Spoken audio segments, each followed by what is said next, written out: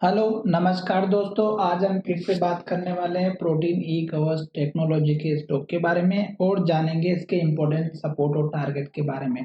ये स्टॉक एक अपने हाई को बनाने के बाद लगातार गिरावट दिखा रहा है और लगातार नया लो बना रहा है रेड कैंडल के साथ में।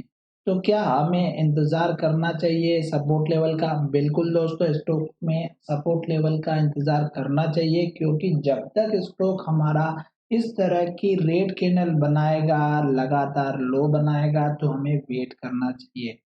आज के दिन तो मार्केट डाउन था, इसकी वजह से भी इस स्टॉक में गिरावट देखने को मिली, पर बाकी के दिन इस स्टॉक में फिर पहले से भी गिरावट देखने को मिल रही थी। और एक सपोर्ट लेवल था जो लगभग हमारा 1245 का था, स्टॉक ने इस लेवल को तोड़ा। दूसरा सपोर्ट लेवल था इस कैंडल के लो का, जो लगभग हमारा था 1182 का। अब स्टॉक ने एक सपोर्ट लेवल यहाँ पर था जो 1130 का, अब ये भी लेवल तोड़ते हुए नजर आ रहा है। अब इसके बाद जो लेवल दिख रहा है सपोर्ट का, ये अगर आप देखेंगे तो हमारा 1100 रुपए का है। और 1100 रुपए का लेवल अगर हमारा टूटा तो स्टॉक कहाँ जा करके संभलेगा? सीधा यहाँ पर इस कैंडल के लो के आसपास, जो लगभग हमारा 918 रुपए का है। जल्दबाजी इस स्टॉक में कोई भी ना करे। अगर स्टॉक में अगर आपने ऊपर के लेवल से बाय करके रखा है दोस्तों, तो आप देख रहे हैं कि स्टॉक लगातार कंटिन्यूस गिरावट में जा रहा है। और अभी तक ऐसा कोई भी लेवल नहीं मिला स्टॉक को जहां पे स्टॉक ऊपर की तरफ जाता हुआ नजर आए। तो हमेशा आपको एक चीज ध्यान में रखना है कि अगर आपने स्टॉक किसी भी स्टॉक को लेकर के रखा है और स्टॉक ने जैसे यहाँ पर लो बनाया था, उसके बाद स्टॉक ने यहाँ पे लो बनाया, फिर स्टॉक ने इस हाई को बनाने के बाद स्टॉक ने जो लो बनाया था वो यहाँ पे बनाया था, आप देख सकते हैं, या फिर इस लो को भी बनाया था जो लगभग हाई बनाने के बाद बनाया था, जो लगभग हमारा 1182 का था। तो आपको क्या करना है कि हमेशा एक नियम को फॉलो ज़रूर करना है खुद से। वो नियम ये है कि हाई बनाने के बाद अगर स्टॉक हमारे लास्ट के लो को तोड़ देता है और उसके नीचे क्लोजिंग दे देता है, तो स्टॉक में आप अपना प्रॉफिट बुक करके निकलिएगा। क्योंकि उसके बाद स्टॉक कहाँ जाकर के रुकेगा, इसके बारे में हम किसी भी स्टॉक के बारे में बात नहीं कर सकते। कोई नहीं जानता स्टॉक कितना भी अच्छा क्यों ना, अगर लेवल टूटे तो स्टॉक को ऊपर आने में फिर वो रेजिस्टेंस का काम करता है और वो रेजिस्टेंस लेवल को ब्रेक करने में फिर बहुत टाइम लग सकता है, इस बात का ध्यान रखिएगा। तो ये जो लेवल था फर्स्ट टाइम हाई बनाने के बाद स्टॉक ने यहाँ पे लो बनाया था, ये आपका मेजर टेक्निकल बेस पे सपोर्ट लेवल या स्टॉप लॉस रखना था। फिर स्टॉक धीरे धीरे धीरे ऊपर गया और स्टॉक ने इस लो के बाद ऊपर यहाँ पे लो बनाया था।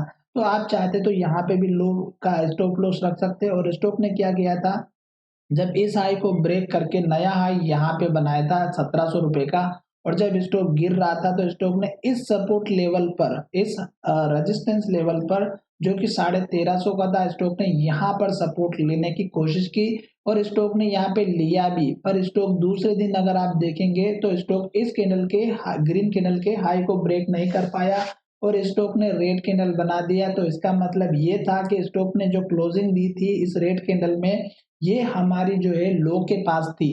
तो हमें वहां से भी समझ जाना चाहिए था कि स्टॉक अगर इस लो को भी तोड़ेगा तो गिरावट आएगी। नेक्स्ट ट्रेडिंग सेशन में फिर स्टॉक ने यही किया कि स्टॉक ने ओपनिंग यही इसके पास किया, स्टॉक ऊपर भी बहुत जल्दी चला गया, पर स्टॉक में जो सेलिंग प्रेशर फिर से आया और स्टॉक ने क्लोजिंग लो के पास दे दी और इन्वर्टेड हैमर बना दी।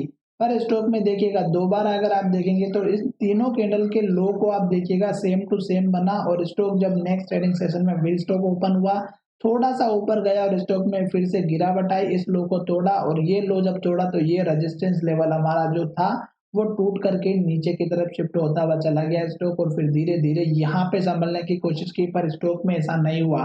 स्टॉक हाई ज़रूर बना रहा था, पर स्टॉक क्या कर रहा था, क्लोजिंग हमारे लो की तरफ दे रहा था। और क्लोजिंग इस स्टॉक मार्केट में सबसे इम्पोर्टेंट होती है कि आखिरी के टाइम पे स्टॉक ने क्या हाल-चाल में भाव पे क्लोज किया है, तो इसलिए आपको ध्यान में रखना है। अभी मैं आपको फिलहाल जो लेवल्स है उन्हीं के बारे में बता देता हूँ, क्योंकि फिलहाल अब मुझे नहीं लग रहा है कि ये स्टॉक संभलने वाला है, पर फिर भी ये वीडियो के माध्यम से मैं लेवल दिखाता हूँ। जैसे कि एक ये पुराना हाई था, ये एक आप टारगेट लेकर के चलिएगा। दूसरा टारगेट आप यहाँ पर लेकर के चलिएगा जो हाई बना था। उसके बाद आप देखिएगा कि यहाँ पर एक हमारा ये लेवल रेजिस्टेंस का था, जो टारगेट हिट हुआ था, ये लेकर के चलिएगा। उसके बाद आपको यहाँ पर देखना है कि इस कैंडल का जो लो था ये यहाँ पर बना था, ये टारगेट लेकर के चलिएगा। उसके बाद आप यहाँ पर देख सकते हैं ये एक हमारा लेवल था जो लो बना हुआ था, ये अब टारगेट का काम करेगा और उसके बाद देखिएगा कि स्टॉक का जो सपोर्ट लेवल है अब यहाँ पर बन रहा है और कोशिश रहेगी कि स्टॉक इस लेवल को टेस्ट करे और स्टॉक यहाँ से रिटर्न चला जाए, क्योंकि मुझे भी इसमें यही आशा लग रही है कि स्टॉक अगर इस लेवल को नहीं सपोर्ट करता तो फिर ये लेवल देखने को मिलेगा जो लगभग हमारा 918 रुपए का दोस्तों। और स्टॉक में सबसे स्ट्रॉन्ग लेवल रहेगा पहले दिन का लो, क्योंकि जब फर्स्ट टाइम जो लो बनता है या हाई बनता है तो वो रेजिस्टेंस या सपोर्ट लेवल बहुत इंपॉर्टेंट होता है और स्टॉक अगर एक बार उसको ब्रेक करके नीचे चला गया तो स्टॉक हमेशा हमेशा के लिए डाउन ट्रेंड में चला जाता है। फिलहाल ये स्टॉक में अभी फिलहाल डाउन ट्रेंड स्टार्ट हो चुका है, जो कि मुझे यहाँ पर दिखाई दे रहा है कि ग्रीन कैंडल रेड कैंडल बन रही है और स्टॉक लगातार नीचे जा रहा है।